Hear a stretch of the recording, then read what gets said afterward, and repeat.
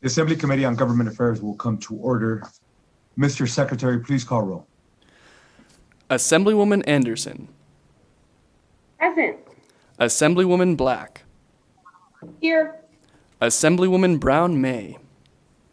Here. Assemblywoman Considine. Present. Assemblywoman Dickman. Here. Assemblywoman Duran. Here. Assemblyman Ellison. Present. Assemblywoman Martinez. Present. Assemblyman Matthews. Here. Assemblyman MacArthur. Here. Assemblywoman Thomas. Here. Assemblywoman Torres. Here. Chair Flores. Present. Thank you, Mr. Secretary. Please let the record reflect all members are present. We have a quorum. Good morning, members. Hope you all are doing well this morning. For those of you following us virtually, as always, thank you for joining our meeting. I want to remind you that we'll be doing public comment at the end of today's meeting. For those of you wishing to participate, please wait till then. Today on the agenda, we have Assembly Bill 253. And as always, we'll be doing support, opposition, and neutral after the presentation and questions from the members. As always, I want to remind everybody to please keep your microphone on mute unless you are speaking, and that you keep your cameras on at all times unless you have an emergency or something comes up. Just give us a quick heads up and we can shut it off. And then just lastly, for those of you following us virtually, you may see us looking in different directions at times. Please don't take that as a sign of disrespect. It's just a unique setup we all have in our own office as we have multiple monitors. With that, we'll go ahead and open up today's meeting with Assembly Bill 253. Assemblywoman Considine, good morning and welcome to your very own committee. Thank you. Thank you, Chairman Flores and Vice Chair Torres.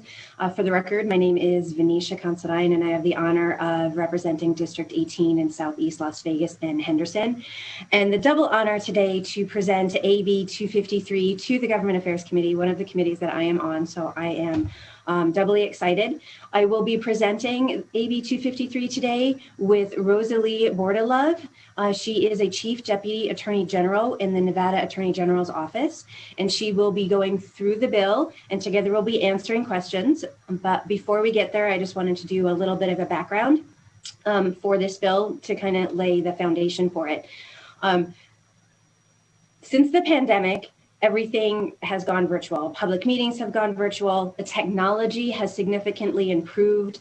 I don't know if any of you had the same issues that some of us had early on, where there were hacking problems with, some of the virtual technology, and those are almost gone these days. Technology has reached out and they've moved up.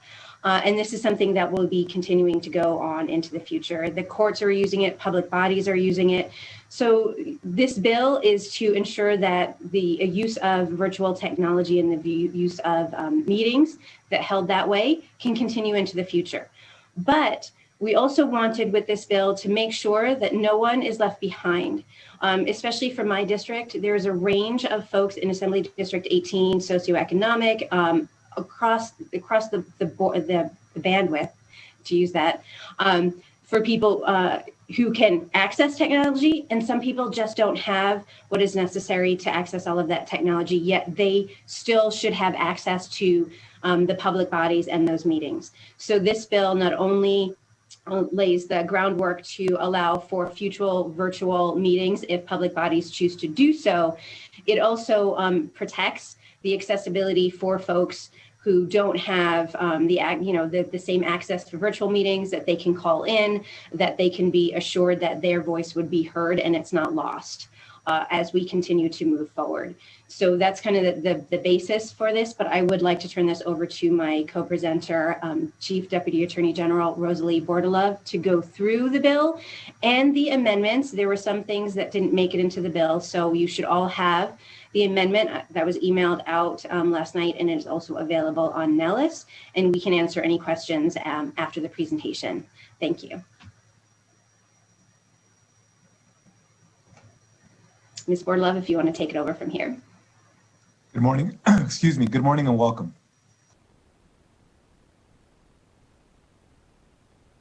There we go. My name is Rosalie Bordalove, and I'm chief of the Boards and Open Government Division with the Attorney General's Office. So to give you a little background of myself and why I'm here with this, the Boards and Open Government Division houses the Open Meeting Law Enforcement Unit with the Attorney General's Office. So within Chapter 241, Nevada's Open Meeting Law, the Attorney General's Office has jurisdiction to investigate and prosecute complaints filed with our office regarding violations of the Open Meeting Law. So that investigation and opinions come out of my division. And we also represent numerous public bodies within the state, professional licensing boards, as well as many other legislatively created commissions. And so we are very much in the thick of it. And convene in each interim session, we usually convene an OML task force, which we did this time as well. That's comprised of representatives from the public, from other public bodies. We have an individual from the ACLU. We usually have involvement from Nevada Press Association. These are similar voices we're trying to get input on how the law is working, and not just from an enforcement perspective, but from the perspective of public bodies following it. So from that, we put together this bill language in hopes to provide a permanent avenue for public bodies to hold entirely virtual meetings if they choose. Because under the current open meeting law provisions, physical location for a public meeting is required at all times for the public to attend. Now, the governor's emergency directives have suspended that requirement for safety reasons, but when those directives expire, we were looking for a way that public bodies could still utilize this technology. They will not ever be required to hold virtual only meetings. So the hope with these provisions is that for smaller public bodies, as well as when there's special meetings, that they can utilize this entirely virtual option, and I'll go through them, but other requirements regarding public participation will kick in if there is no physical location available to the public. However, it's thought that once it's safe, a lot of these public bodies will be able to go back to more traditional formats, though we do hope that they will include a virtual option in addition to that public option to really increase public participation. And then we added a few other changes into the law that I'll go over that are just, we're always trying to update it. I think we have a bill almost every session to try and update the law to help it be effective as well as be efficient and work for enforcement and for the public as well. So Section 1 of this bill tweaks the definition of a subcommittee or working group that was added in 2019 to require at least 2 members of the public body that appointed it. This will allow public bodies to be able to ask their staff to research an issue and report back findings without their entire staff becoming a separate public body that must now hold public meetings. The Section 1 also adds a definition of the term remote technology system to mean any system or other means of communication to enable a person to attend and participate in a meeting remotely. And that term is added to facilitate the remote meeting options used later on in the bill. Section 2 of the bill requires public bodies to provide either a physical location or an electronic means for public to attend and participate in meetings.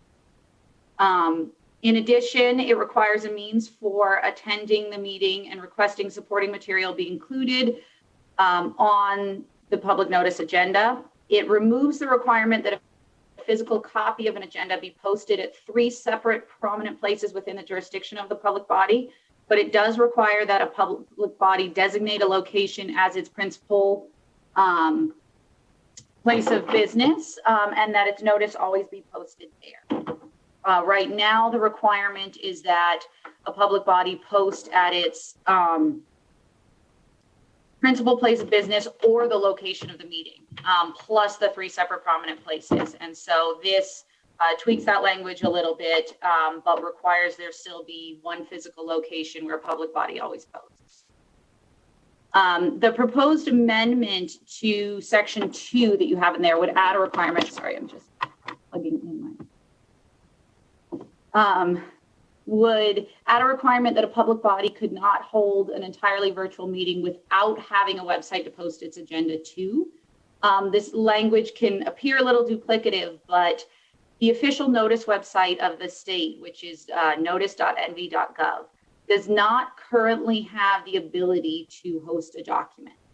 What this means is that when meetings are posted to its site, it includes a link to the public body's website where that agenda is posted. However, if a public body does not maintain a website or have a website to post its agenda to, the Nevada Notice website where it's required to post to is unable to post the agenda. And we have found that that is not a violation of the open meeting law if a public body doesn't maintain a website. However, in situations where you have a public body that is small enough it doesn't maintain a website, this amendment would require those public bodies to either have a physical location or find a way to post that agenda online if they want to hold an entirely virtual meeting. Essentially just trying to close that loophole so that you don't have a situation where a public body can hold an entirely virtual meeting, yet there is no agenda posted online for public to see. And that's, and again, it's a rare situation since almost any public body in the state at this point, I think, has a website or they're able to use some portion of another website. For example, subcommittees of a city council usually would use the city council's website. This just closes that for some of our smaller public bodies. Section 3 adds additional requirements to the conduct of virtual meetings, including live or recorded public comment, but it removes the requirement of a physical location so long as the virtual option is available. There is also, I'll note, a small typo in there that we can correct as we go through and work on this bill. There's a small typo that needs the word body added back in. Section 3 also includes a requirement that an individual that the public body reasonably ensure that individuals who are required or entitled to attend because they have an item on the agenda, such as an appeal or if their disciplinary action is potentially being taken against them, or they're supposed to be presenting on an application, the public body would be required to reasonably ensure that they're able to attend remotely if it's an entirely virtual meeting. Now, this it is a reasonableness standard. This does not mean that a public body would be required to provide a laptop or broadband to individuals. This is, again, only for those people who have an item on the agenda, and it just would require the public body to work with them or their counsel if they're represented a little bit to work out some of the logistics. Section 4 defines the term administrative action for purposes of the notice requirement for a person against whom administrative action may be taken. Currently, if you are going to take administrative action at all regarding a person, their name must be listed on the agenda.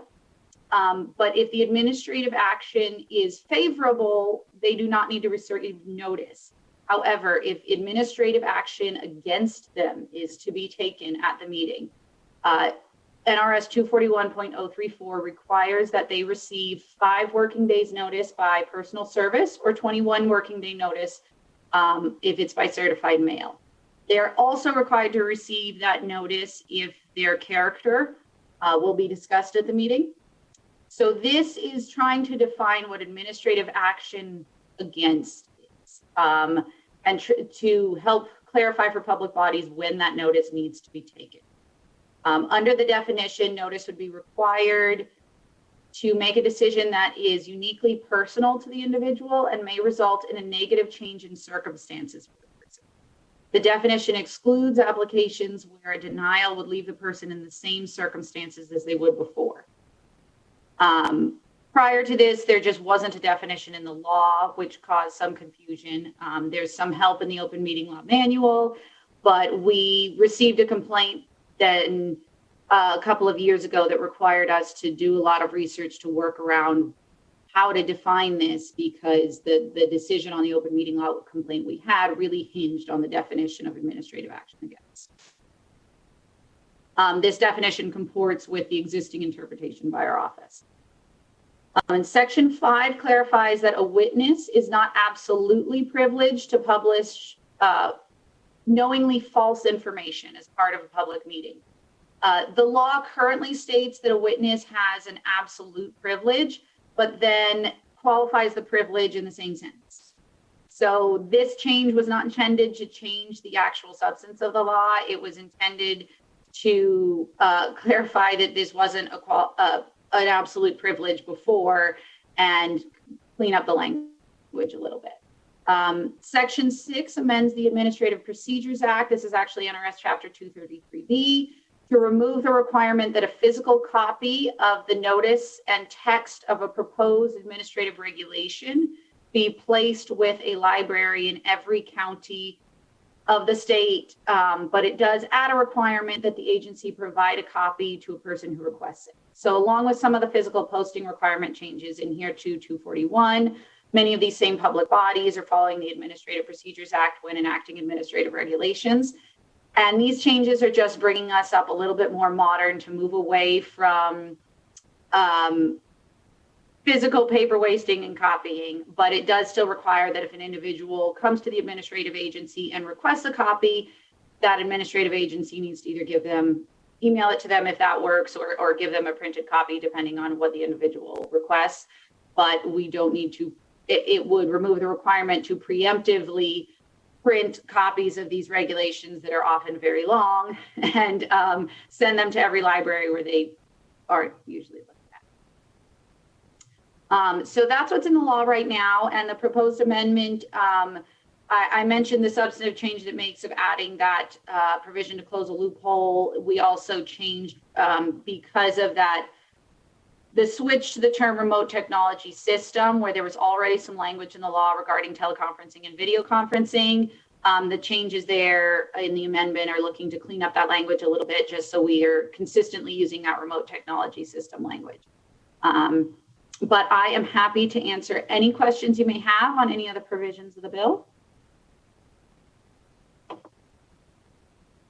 Perfect, thank you. We appreciate you walking us through that.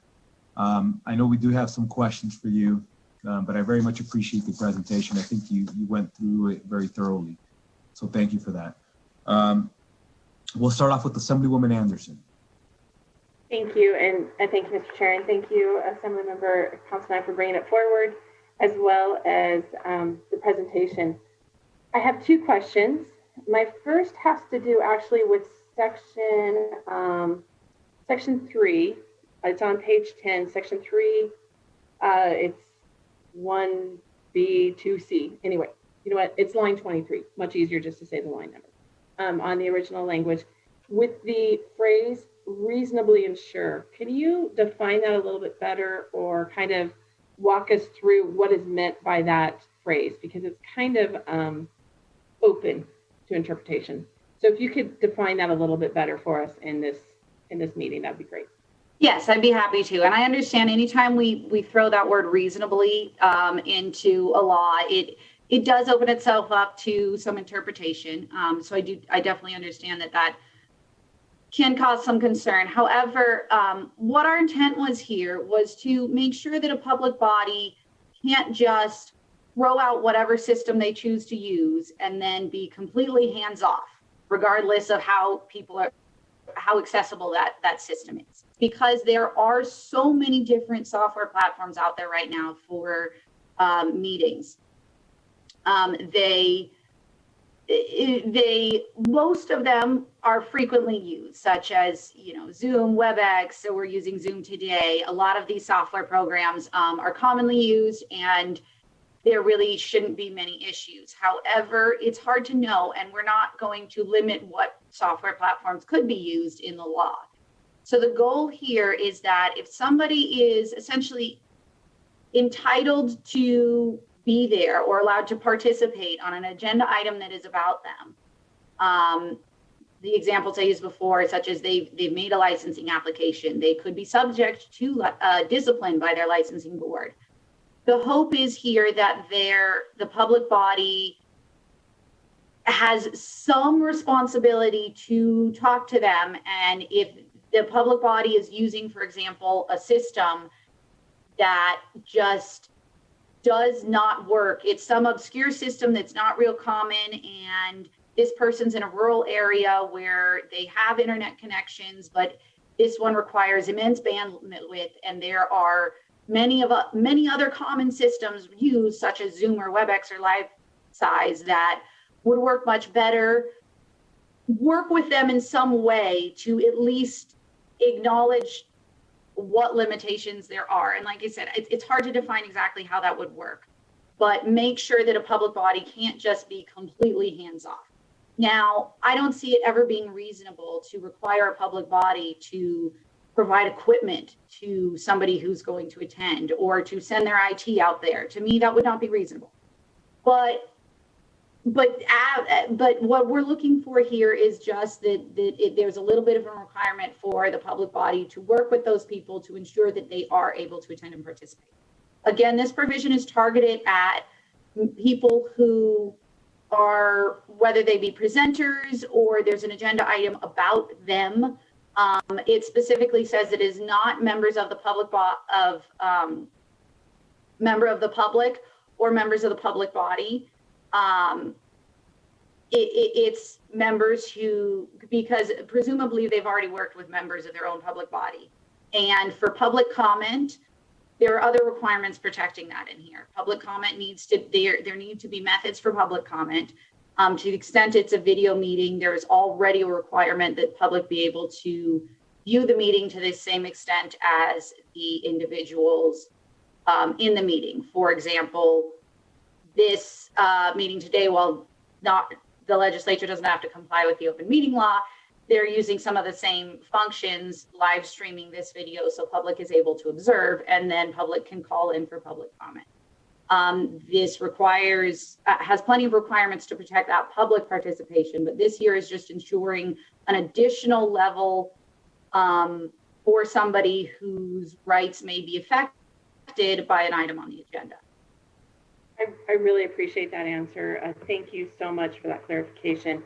Because I also just, it's not mentioned in here, but I believe it was alluded to in your answer as well, is that these platforms would be free to the public and also to the individuals who are participating. It would not be something that somebody would have to pay for. I just want to make sure that that is also correct, that the platform is something that people are able to participate in for free. That is, at least for public participation, that is something we are definitely looking for in there. So like I said, Zoom offers free accounts for individuals who are participating in a meeting, while it is contemplated that the public body may have to pay for their account. We're looking that this isn't something where an individual who wants to participate in an agenda item about them, but they use some obscure system and you can only get an account by paying a whole lot of money to get that account and participate. There should be, the public participation should be something where it doesn't cost public. They may need to create an account, but in the instance of every software I've used during this pandemic, if you are not the one hosting the meeting, you can create a free account and participate. And that's something we should be looking for. Because of the limitations, that's why this aspect is different. So this would require, if they're supposed to be able to attend and it's a video meeting, allowing this person who's supposed to be able to present to maybe have a link to actually participate in the Zoom instead of just being as a presenter in the Zoom, to be able to participate on camera on the agenda item that is about them. However, they don't have to offer every single individual of the public the ability to participate on camera. They just need to offer that public comment option. And if they aren't offering their ability to participate and call in with a shared link, there needs to be a public broadcast so they can see the video.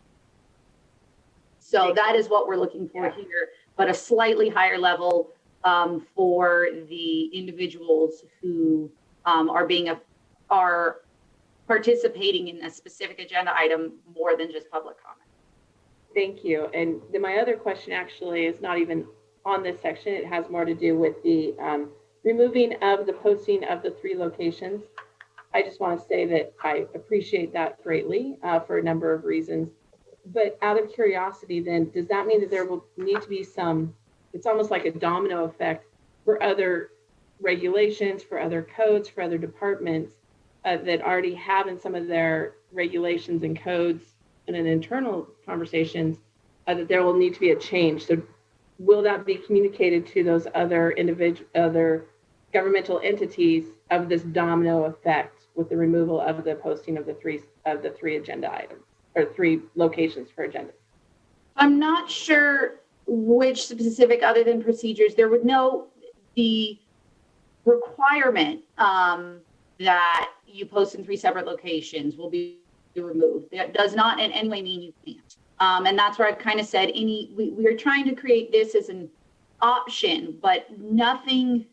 If a public body wanted to go back to all of their pre-pandemic methods, their format of a meeting that was a physical meeting, all the physical postings, everything prior, they could. They shouldn't be changing that, with the exception, the only posting exception I can think of in there is before they could post at the location of the meeting instead of their principal place of business. Now they have to choose a principal office and post there instead of location of the meeting. But that part of that purpose of that was because those 3 other prominent places could always change.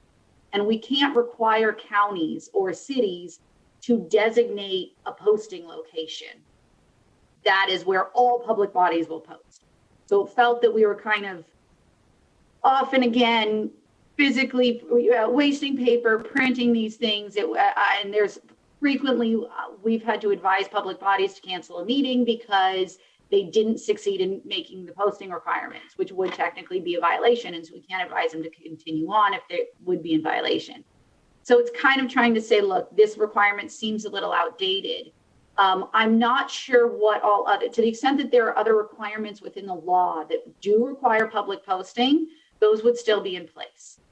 That doesn't mean they couldn't be changed later. It's true that many state buildings and other public buildings have procedures set up for posting. I know the Grant Sawyer building, where the Attorney General's office has procedures and frequently is posting lots of these meetings. That I'm assuming, I don't know to what extent if they will change any of those procedures if they are no longer receiving the same volume of posting. But I do believe many of those, like the public libraries that do this type of posting, post more things than just the public meeting notices. So they will probably keep some procedures. I don't know for sure, though, what all they will do. But to the extent that there are other requirements in place regarding posting, those would still be in place. Those not changed by this. And I want to make sure it's clear. I greatly appreciate that update because I've sometimes had to look through a whole bunch of pieces of paper to figure out what meeting is happening at certain times on some of those bulletin boards. Believe it or not, I know that sounds weird. So it's so much better to have it on the website. So thank you very much for that clarification. And thank you, Mr. Chair, for that much time. Thank you, Assemblywoman. Next, if we could go to Assemblyman Ellison. Thank you, Mr. Chairman. I've got a couple questions and I got a bunch of them. Number one is it says on the may have fiscal impact back on the state, and on to the dialogue here it says may have an impact, fiscal impact to the state insurance system. Can you explain that? That's my first question. I'm not positive I can explain. I'm not sure how it would have an effect on the insurance system. I know our office was requested whether or not the AG's office, it would have a physical impact on us. And we've determined that it would not. We already have an enforcement unit for the rest of the law. And I don't think this would greatly increase or decrease the amount of complaints we get and complaints we are investigating. So I'm not entirely sure where the fiscal impact note is coming from. Because right now, state buildings frequently do a lot of this posting, for example, and they will be doing less of it, would be the hope that they would be doing less posting to the extent that state agencies have public bodies, and maybe many of them are already paying for a remote technology system or incur costs for security and other things when it comes to hosting physical meetings. But I wouldn't think any changes to that would be significant. Okay, well, that's a minor thing that they'll figure out. We'll have to see. But I'm going to the bill and under the open meeting law, would this be in a direct violation of the open meeting law as it is presented with the bill? If you could clarify your question, because this is changes to the open meeting law. Its current requirement, it currently does have a physical location requirement, but this would be changing that requirement to be a physical location or a meeting where the public can attend via a remote technology system. Okay, and all the postings will still be the same as they are now. Is that correct? There'll be no change. This would change. So right now, what is required for posting, all the timelines for posting would still be the same. Right now, what is required for posting is the principal office of the public body or the meeting location plus 3 other places within the state and the state's notice website. This would remove the 3 other locations and require the principal office of the public body it always be posted there physically. And it would require public bodies to essentially, because they can't, if they don't maintain a principal office, they will essentially need to designate a place as their principal office for purposes of the posting. Because the location of the meeting will no longer be a posting location. And then it maintains the online posting, as well as if it's going to be a virtual meeting, it adds an additional requirement regarding online posting. Public bodies also need to post to their own website if they maintain one.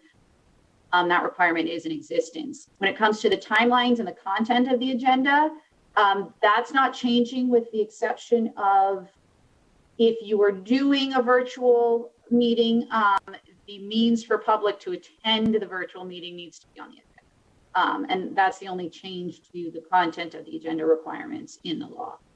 The only reason I asked that question, a follow-up, Mr. Chair. Please follow up. The only reason I asked that question, a lot of people do not have a computer. Mostly the seniors, they go to the libraries, they go to the county buildings, they go to wherever they can to where they actually physically post a meeting. And if they depended on a lot on the computer systems, then that might create a problem there. Is that correct? If they are regularly going to one of those libraries or state buildings, the problem with this was that there is no central location. So the posting locations can change. Public bodies were never required under the prior requirements to ever have a constant place. So they could change their posting locations at any time. And there was no central place to know that you were seeing everything. So this would require their own principal office to be a constant location.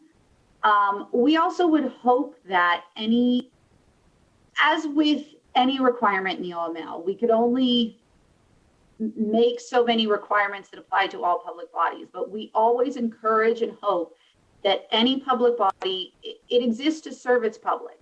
All public bodies in Nevada exist to do the public's business, and they should be paying attention to the needs of their specific public and doing what they can to cater to those needs. So if they're a public body that frequently has a lot of senior citizens who they know are looking at the library, I would hope that they still post at the library. But this would make it not a violation if they hadn't. Well, thank you, Mr. Chair. My problem is that we're leaving a lot of the population out, and they watch and follow this very close, and most of them don't have computers. Thank you, Mr. Chair. Thank you, Assemblyman. Next, we'll go to Assemblyman Matthews. Thank you, Mr. Chairman. Thank you, Assemblywoman Considine and Ms. Barlow for the presentation. I guess I sort of a comment and then a question. I've sort of an initial concern, particularly with section 1, which as I read it would sort of weaken the trigger for the open meeting law applying, based on those couple of criteria for the OML to kick in. And Mike is, and I know it's a modest lowering of the bar perhaps, but my concern is always sort of anytime you take even a minor step toward lessening those transparency requirements, it just becomes so much easier to take another one down the road. And I'm hoping that one of you may be able to speak to the necessity that you see from a practical standpoint of why that criteria needed to change. What is the current problem, I guess, with the current criteria that necessitated this change? Thank you. I'm guessing, are you speaking to the subcommittee or working group definition? Yes. It says in section 1, under existing law, there are the 2 criteria, and it's an 1 or 2, an A or B test for the open meeting law to apply. And this bill would change. It looks like it changes the second criteria entirely and changes it from an or to an and it just seems to me that it would make the open meeting law apply in more stringent or in less frequent circumstances. In other words, it raises the bar for the open meeting law to actually kick in, which would seem to suggest less transparency. Fewer meetings would be subject to the law under these changes.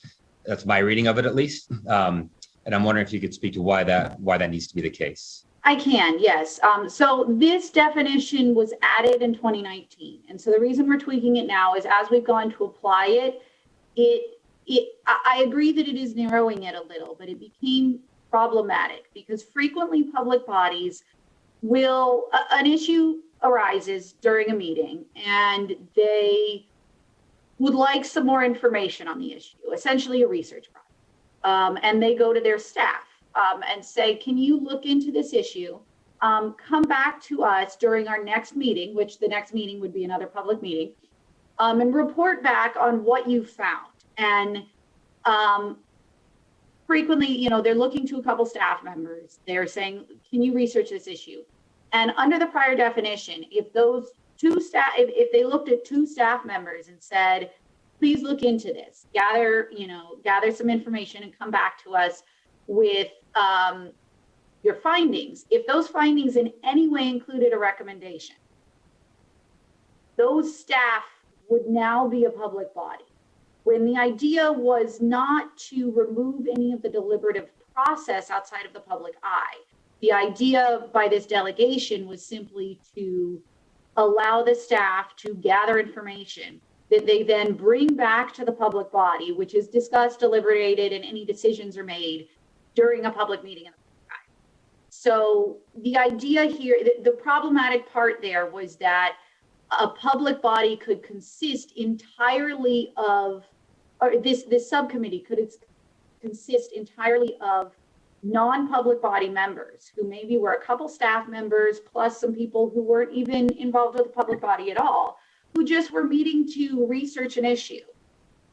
They would fit the definition, and all of a sudden all the open meeting law requirements would trigger, which make it virtually impossible for at times staff to do this. And so the reason we were tweaking this definition was to look towards really instances where the public body is delegating some of its power and its that deliberative process. Because what the open meeting law is really protecting here is not just the decisions of a public body, but the deliberative process, the reasons behind those decisions are being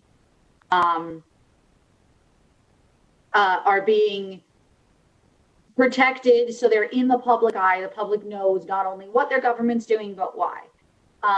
And so the idea here in tweaking this definition was so that it really focused just on those instances where the public body could be delegating some of its decision-making power, or just even the deliberative process behind its decision-making power, which rests with those members of the public body. And so we were trying to protect that with this definition, but make it a little bit more of an effective definition, because the extent to how broad, another example I'll give, in general, there are a lot of nonprofits that raise money for things like historical buildings, other causes that a public body may choose may use that money that is being raised by the nonprofit. And that nonprofit could at times make a recommendation based on the historical building, as I use that as an example because we've issued opinions on it, where a nonprofit was existed for the support of a historical building. The historical building was owned by a county, and the county would receive recommendations from the nonprofit at times on ways to spend its own money and spend the money that the nonprofit had raised for the upkeep of this building. And just because a nonprofit is not created by statute, because it's a 501c3, does not make it absolutely not a public body. It could be. And under this other definition, there are times when that type of situation could cause all of a sudden the board of a nonprofit to become a public body because it's making a recommendation to a public body. So here we were trying to narrow it a little, but narrow it to really target the areas where the public has an interest in viewing what happens. So where that subcommittee or working group includes members of the public body, so that deliberative process really is what's staying in the public eye. Thank you. Quick follow-up, Mr. Chair. Follow-up, please. Thank you. And by the way, Ms. Bordelove, thank you for you used the word narrow in terms of the open meeting law. And that was the word I was looking for, but which kept escaping me. So thank you for that. That's helpful. Not enough coffee yet, I guess, this morning. Just follow-up question, and it says that in this bill, it would be at least two members of the subcommittee or working group will be members of the public body. Why two as opposed to one? Maybe that's an obvious practical issue, but I wonder if you could clarify that as well. Thanks. We chose two because one, at times, again, another thing, public bodies, instead of delegating to staff, at times will assign tasks to single members to say, can you member, like they'll divvy up work and say each member is going to focus on a certain thing. And that individual may go, and again, research. I mean, they're going to go, whether they're at times getting public input, but they may work with staff as part of their research. And so the worry was if one member is given an assignment and then they go talk to staff a little bit, again, they could trigger it, unknowingly trigger it. And again, they're not in such an instance like this. It's frequently those research projects is where I see it the most. And the worry is that we're going to be triggering it and public bodies just aren't going to be able to.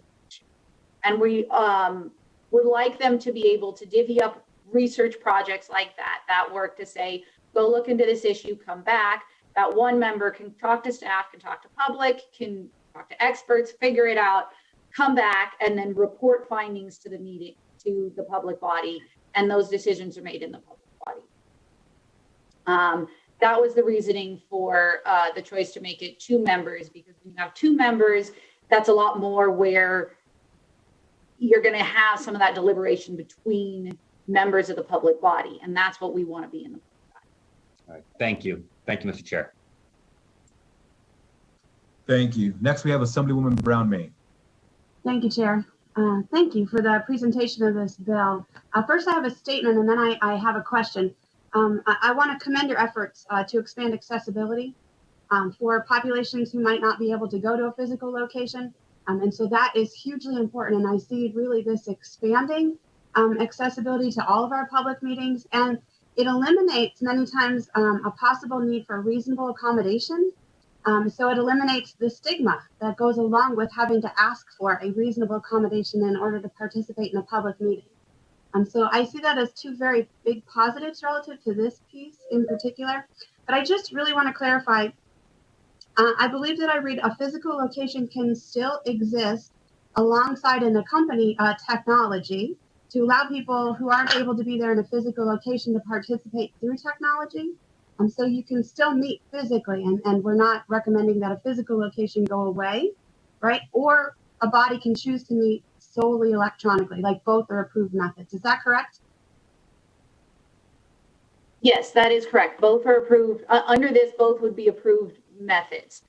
We would hope that frequently, especially with the advancements in technology that have happened over the past year, as you know, as this pandemic has kind of forced all of us to come a little bit more forward with this technology. Technology has responded.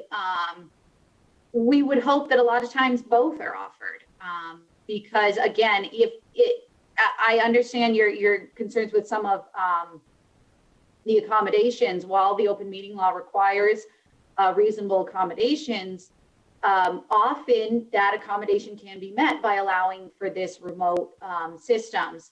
We would hope often they are both. However, the requirements under the law, the bare minimum would be at least the physical location or the remote technology system, but they could use either avenue. They could. It's just when they don't have a physical location, some of these other requirements are going to kick in to protect public participation. Thank you, Chair Flores. Just one follow-up, if you don't mind. Please follow up. Thank you. I just sort of want to think throughout the state, right? Do we then see this helping to improve participation in public bodies by allowing a technology by means of meetings, so that perhaps Elko folks can meet with Gardnerville folks with Southern Nevada? Do we see that maybe as being a positive way to engage more public bodies? Yes, I mean, that is a lot of the hope here. During, we've gotten feedback, well, I've gotten feedback both directions when it comes to the exclusive use of remote meetings during the past year. There are a lot of people who would like to be able to go back and speak in front of their public bodies. There are also a lot of public bodies have reported to us that they are getting greater participation. I don't know how much of that is to the availability of the remote systems, the fact that people can attend from their houses, and how much of that is some people having additional time to be able to attend these things. But we are hoping that, like I said, I would hope that a lot of public bodies, especially larger ones, will be using both so that people have that option and can attend in either way. The hope behind that is that we would have greater participation. We'd like to see that. I do not want to see this reduce participation, but we are giving it an option for both. What I envision happening more than anything is it's going to be small public bodies or larger public bodies when they're having a special meeting that only has 1 item, 2 items, because they just need to get something done real quick, whether that's approved a settlement agreement on short time frame, something like that. That's when they'll be going completely remote.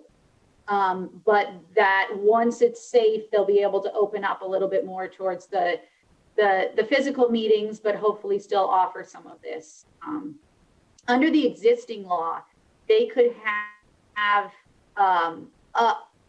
have members of the public body attend. They could also have presentations via video conference, via remote systems, but they had to have a physical requirement, a physical location for the public, which meant that public was almost never offered the virtual option prior to this pandemic.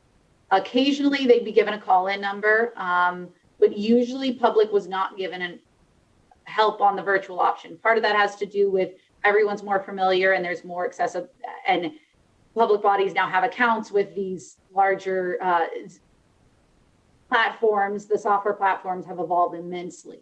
So I'm hoping to see a lot more use of them. But that is usually what we saw in the past, is the physical location would be all that would be offered, even if not a single member of the public body would be at that physical location. The public body members would all be called into the telephone and there would be a speakerphone, and it met the minimum requirements, but I would like to see a lot more use of technology for the public. Thank you, Ms. Bartola. Thank you, Mr. Chair. Thank you, Assemblywoman. Next, we'll go to Assemblywoman Dickman. Thank you so much, Mr. Chair, and thank you, Assemblywoman Considine, for thinking of this, and to Ms. Bordelov for the very detailed presentation. I think what I have is more of a comment than a question in a way, but I'm thinking, we're experiencing the first virtual legislative session, and it's definitely difficult to form relationships and certainly somewhat less effective getting things done for the people.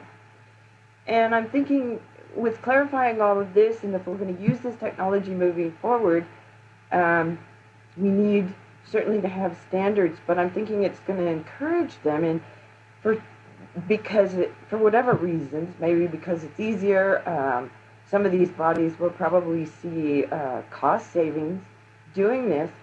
But do you think it could potentially have a negative effect on the efficacy of some of these boards because they'll be meeting and interacting less in person? Thank you for the question. I can try to answer that. I want to go back to the purpose of the bill to begin with, is that these are expanding options for these meetings and for these public bodies and for public participation in this. So I think that there's a larger technological discussion that might have to happen as to what you're talking about, is the tension between we have all of this technology and it's happening so fast as to whether or not we as human beings can kind of keep up and how that meshes together. And that's something I think that's a larger conversation that we need to go, really have going forward. But for this, because of what's happened during the pandemic and so many more people who and entities who might not have looked at a virtual as an option because of a belief that if we do that, there'll be a separation from person to person. I think what we've learned is it's opened another door. It's given another option for people to participate. So the idea is to say you can't have any physical locations anymore. That will be up to those public bodies. Ideally, they have the physical location, they have, the virtual option, they have folks who can call in that if they need to leave a comment because they're working during a meeting. All of that adds to more participation, and ideally that participation, sort of overflows into the rest of the community and does build community overall. So I kind of hope that sort of responds to your question a little bit. And then if I may take a moment and go back to something that Assemblyman Ellison brought up about folks going to their libraries and to their community centers for those postings to understand those. Again, going back to participation, if they are going to the libraries, ideally in smaller communities, those public bodies still post. But what's available at a library that might not be available at somebody's home is that computer that if they can't make it to a physical location, or that location is too far, but they can make it to their library. Now this opens the door, if there are virtual meetings, for them to be able to access the computer at their local library and participate as well. So it's kind of a dovetail to your question, Assemblywoman Dickman, but wanted to add that. And if I have not answered your question, please let me know. No, you definitely have, and I really appreciate the answer. It was kind of, I guess, maybe more of a rhetorical question, but I hope it doesn't encourage these bodies, not to interact with each other, because we really need that to be effective. For the record, Venetia Considine, Assembly District 18, to respond to you.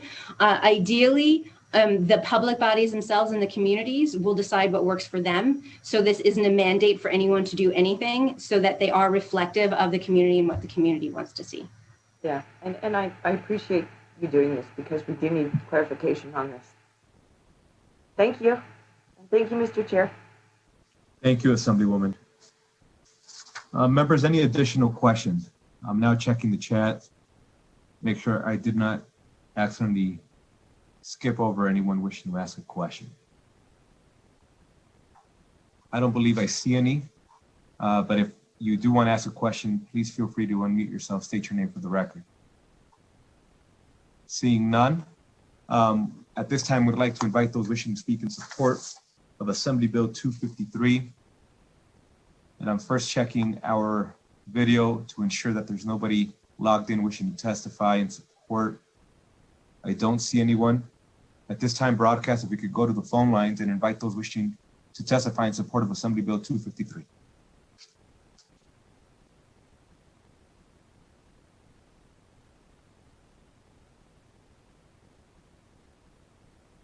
Testify in support of Assembly Bill 253. Please press star 9 now to take your place in the queue.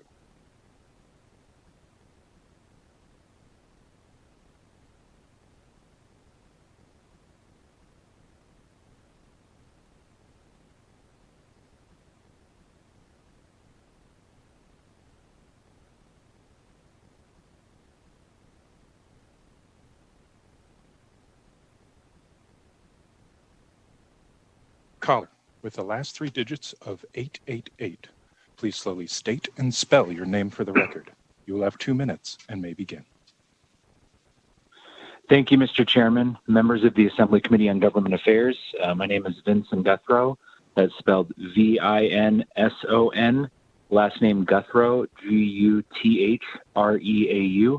I serve as the Deputy Director for the Nevada Association of Counties, or NACO, which represents all 17 of Nevada's counties. We are in support of AB 253 this morning.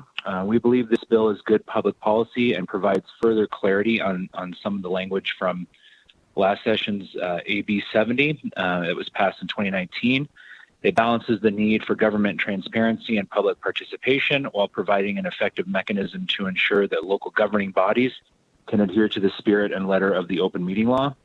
AB 253 provides common sense measures to allow for virtual participation in our public process while not overburdening local governing bodies while they conduct the public's business in an open and transparent forum.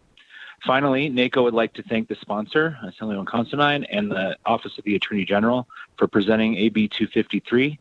NACO has been a participant in the Attorney General's Open Meeting Law Task Force, and we appreciate the Attorney General's office for bringing together such a wide range of interested stakeholders and including counties on this task force. Thank you, Mr. Chair and committee members, for hearing the bill this morning, and we appreciate the opportunity to testify in support of AB 253. Thank you.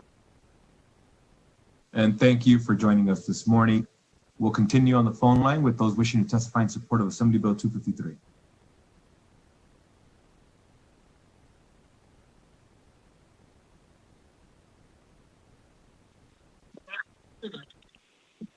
Caller with the last 3 digits of 556.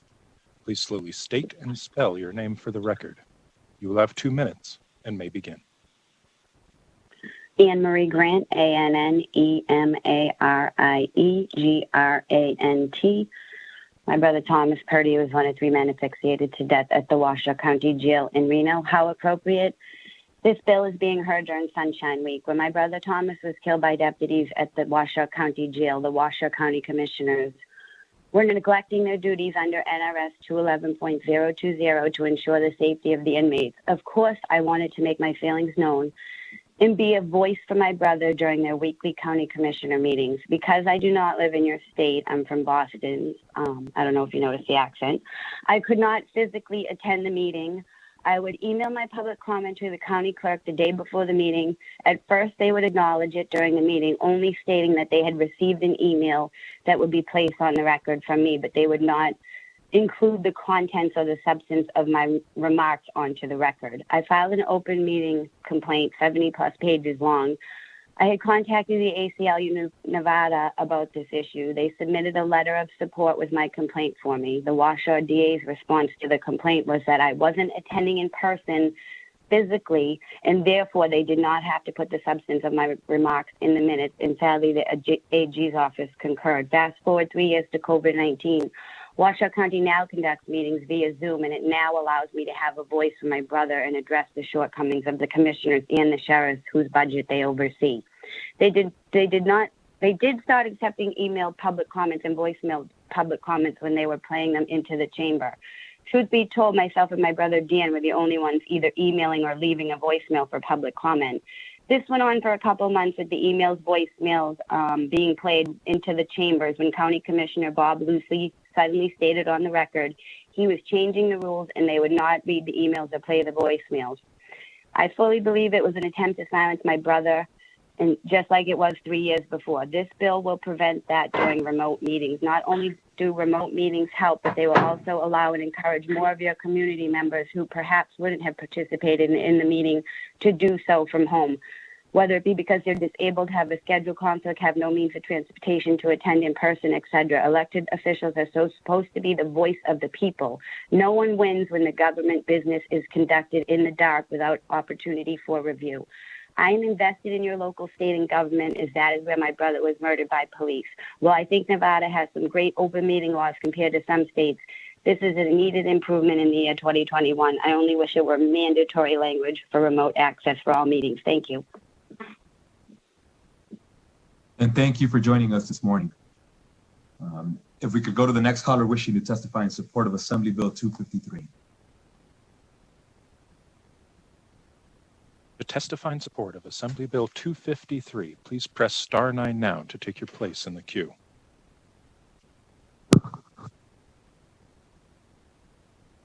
Chair, there are no more callers in support at this time. Great. At this time, we'll go to those wishing to speak in opposition to Assembly Bill 253. To testify in opposition of Assembly Bill 253, please press star 9 now to take your place in the queue.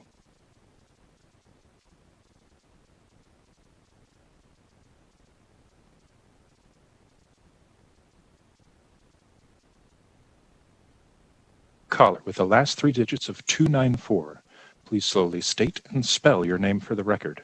You will have 2 minutes and may begin. Chairman Flores and members of the committee, for the record, Callie Wilsey with the City of Reno. That's CALLIWIL, S as in Sam, EY. Thank you for the opportunity to provide testimony today. We appreciate Assemblywoman Considine meeting with us yesterday and the various conversations Ms. Bordelev has had with me on this bill. We are here in opposition today simply related to the definition of administrative action in Section 4. We understand the need to provide a definition and clarity on this term, but we feel the definition in the bill as introduced makes it more confusing than it is now. We remain committed to working with the bill sponsors and appreciate them working with us on this technical issue. Otherwise, we appreciate the bill detailing the expectations of optional virtual meetings in the future, and we remain committed to ensuring access to and public involvement in all of our public meetings in an open and transparent way and in compliance with OML. Thank you. And thank you for joining us this morning. If we can continue with opposition to Assembly Bill 253. Caller with the last 3 digits of 666, please slowly state and spell your name for the record. You will have 2 minutes and may begin. Thank you, Mr. Chairman, members of the committee. Warren Hardy, W-A-R-R-E-N, last name Hardy, H-A-R-D-Y. Today representing the Urban Consortium, which is made up of the cities of Reno, Sparks, Las Vegas, and Henderson. Again, we're also signed in opposition simply because of the rules. We did have a great conversation with the sponsor yesterday and appreciate her willingness to address what was pointed out by Ms. Wilson from the city of Reno. We also have some concerns about the language in Section 3 relative to reasonable efforts. The sponsor is aware of these concerns, and we look forward to continue working with her so that we can update this statute and bring it into current times. thank you to the sponsor and to the chair for allowing us to testify. And thank you, sir, for joining us this morning. We'll continue with opposition to Assembly Bill 253. Caller with the last three digits of 883. Please slowly state and spell your name for the record. You will have 2 minutes and may begin. Good morning. My name is Alina Schell. It's ALINA SHELL, and I am speaking on behalf of the Nevada Open Government Coalition. And before I start, I just wanted to thank the chairman and the members of the committee for allowing me to speak. Our coalition has two broad concerns with Assembly Bill 253. First, much like Assemblyman Matthews expressed earlier in today's meeting, we are concerned that Section 1 unduly narrows the definition of what constitutes a public body. While we certainly recognize that not all discussions meet to the public, there are instances like internal staff meetings and deliberative discussions that do not need to be open to the public, it is still important that the public have access to meetings where important policy discussions are taking place. And any limitation on what constitutes a public body, much like Mr. Matthews said, opens the door to additional limitations on to public participation, which is contrary to the spirit of the open meeting law. The second concern that we have is with the amendments in Section 3.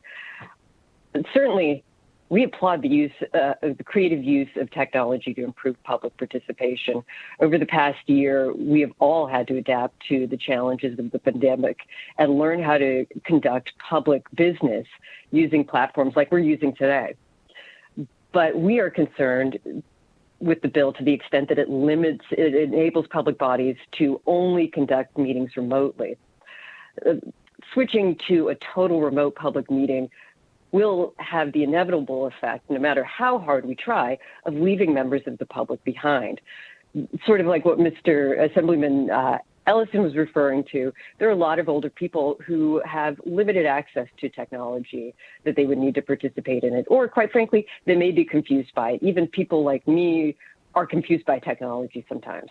There's also people who lack reliable internet access, or people who live on the margins of our society, for example, homeless people who may want to participate in public meetings, but cannot if they don't have a physical place to go to.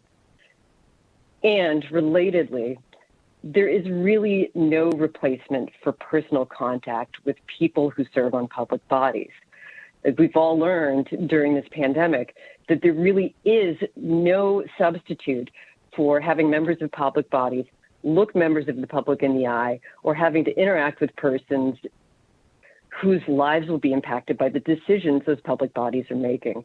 And so we are very concerned with changes to the open meeting law that would limit the public's access to members of public bodies. Thank you very much. And thank you for joining us this morning. We'll continue with opposition to Assembly Bill 253.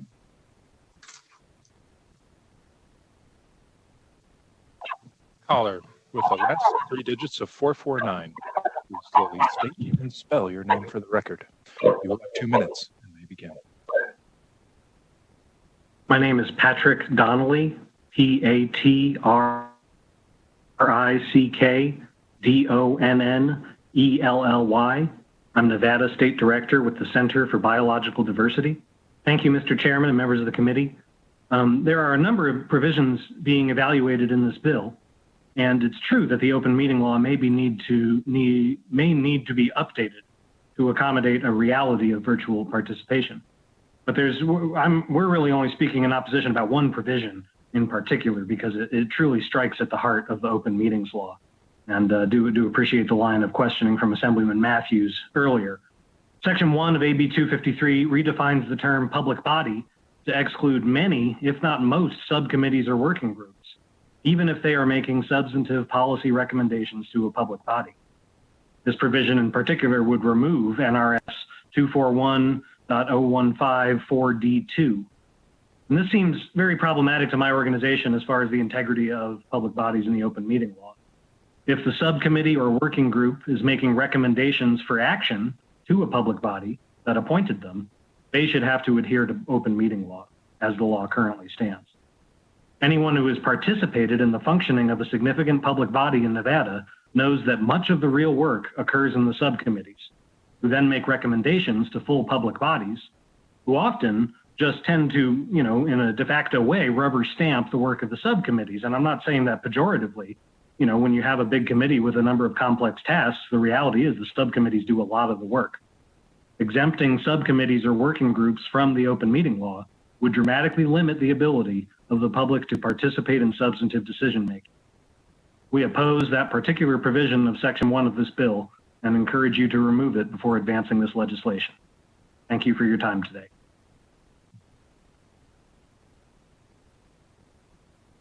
And thank you for joining us. We'll continue with opposition to Assembly Bill 253.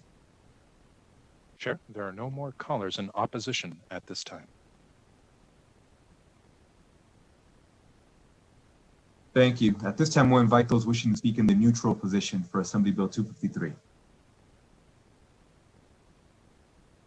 To speak in neutral on Assembly Bill 253, please press *9 now to take your place in the queue.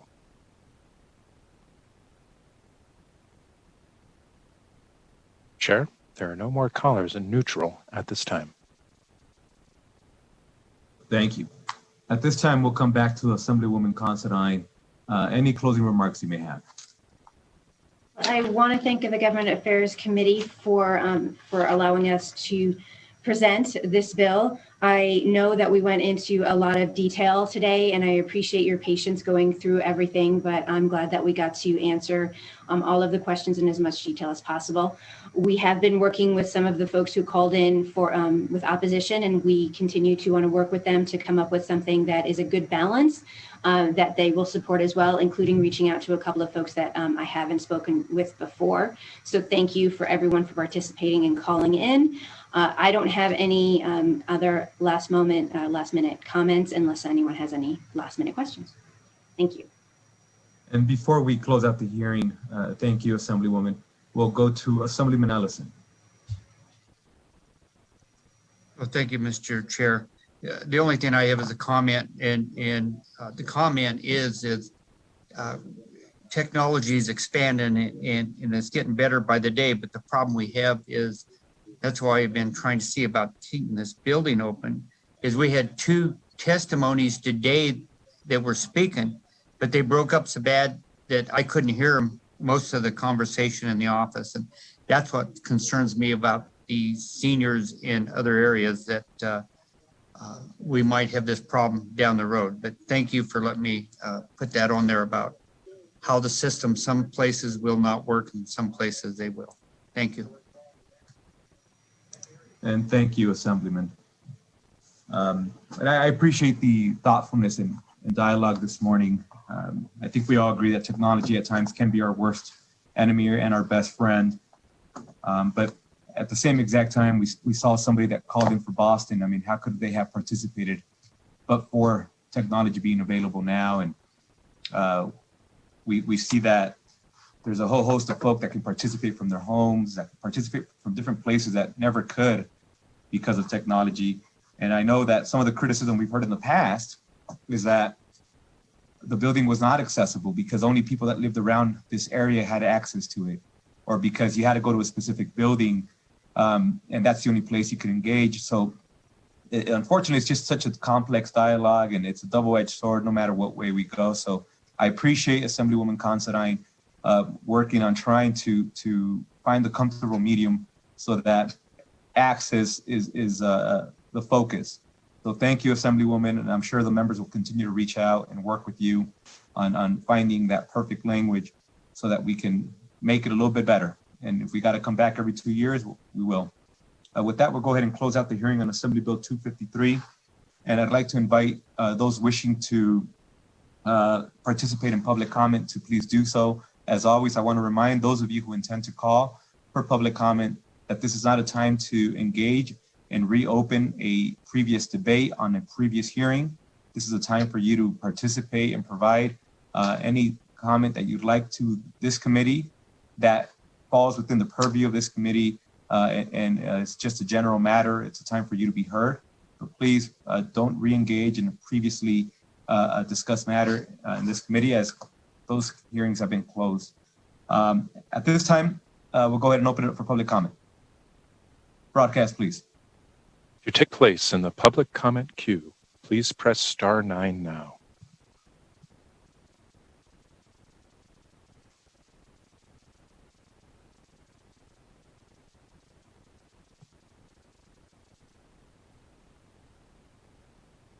Caller with the last 3 digits of 556, please slowly state and spell your name for the record.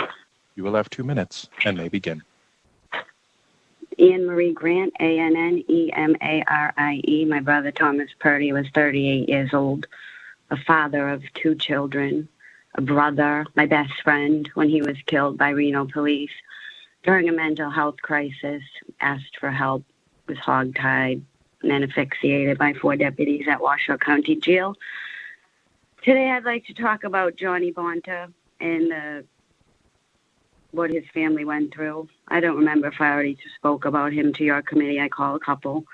Lisa was 52 years old and suffering from terminal stage 4 breast cancer. Her 16-year-old daughter was also present when Sparks police shot Johnny Bonta on 10/22/2017 at 4 a.m. in the morning. I've become close with his wife, who sadly passed away, and his daughters. The daughter and Lisa were placed into an ambulance with Johnny's body laying feet away. Family members were denied access to Lisa, who was without her oxygen and medication and wore only a thin nightgown. From 4 a.m. till 8 a.m., they sat feet from his body in that ambulance, denied the use of the bathroom and her medications. Then they were brought to Sparks Police to be interrogated for hours, not ever being told they could leave and that they didn't have to participate in the interrogation. The entire time at the station, her oldest daughter, Jill, was trying to get Reno police to give her Lisa's medications, and they refused. That's just the way they treat people when your loved one is killed. They get you while you're in shock and grief, because they did that to my family. They didn't bother to call us to tell us my brother was brain dead up at the hospital, but they sure showed up to try to interrogate us. Please support bills that promote transparency and accountability, not only from law enforcement, but from elected officials. Support bills like AB 276, should it come before this committee. Thank you. And thank you again for joining us. We'll continue on with the next member of the public wishing to participate during public comment. Chair, the public line is open and working, but there are no more callers at this time. Understood. Thank you. Members, I know that we previously posted an agenda for next Monday to start at 10 a.m. But at the request of the presenter and to ensure that we allow access to some co-presenters that are essential to the bill hearing, we're going to be starting at 9 a.m. on Monday. And I just wanted to make sure I told you as early as I could, as you may have to make some travel arrangements and/or I just want to make sure that I'll repeat it again tomorrow. But again, I don't want anybody to be caught off guard by that. We just realized that it was really important. So we'll be starting at 9 a.m. on Monday. And I want to remind you that tomorrow we'll be having a bill presentation on Assembly Bill 258. Give yourself an opportunity to review that and reach out with any questions should you have any. Other than that, members, again, I appreciate the thoughtful dialogue today, and I appreciate all the questions. And thank you to the sponsor and co-presenter. With that, this meeting's adjourned.